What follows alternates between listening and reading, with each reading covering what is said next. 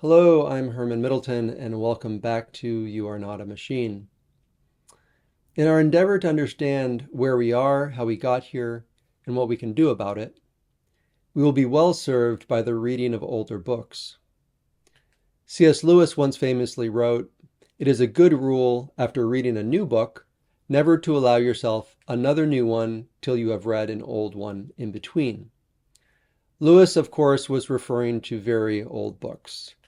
And while we will be eventually looking at older books, the ones that we will find the most helpful initially will be those written in the last 100 years or so, by great minds and souls who understood the seismic shifts that were taking place under their feet, and thus have a great deal to offer us in our endeavor.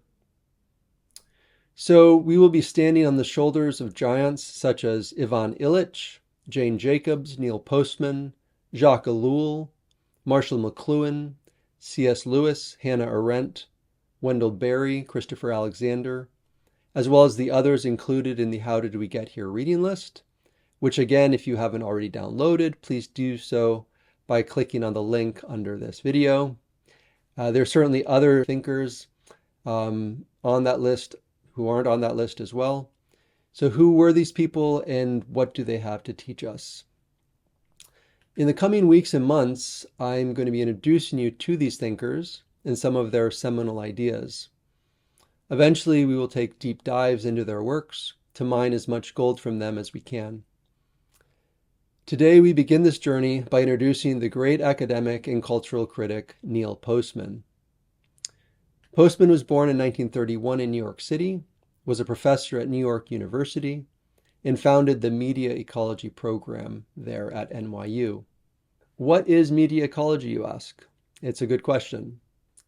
Media ecology is the study of media, technology, and communications, and how they affect humans in human environments. And it's one of the main focuses of the work that we'll be doing here at You Are Not a Machine. It's actually a term coined by Postman in 1968. Postman was certainly greatly influenced by other writers, but he was a pivotal figure in the creation of this field of study. So it's only appropriate that we begin our journey with him. Through this new area of study, Postman critiqued media, technology, and modern communications.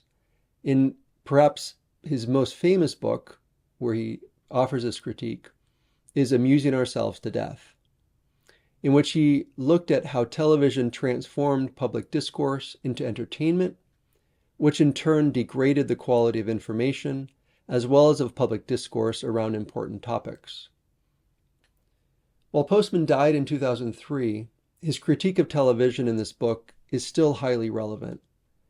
Social media, while different from television, shares many of the same problems, the chief among them being that it turns everything, including news, politics, and education, into entertainment, which dulls critical faculties as well as civic engagement.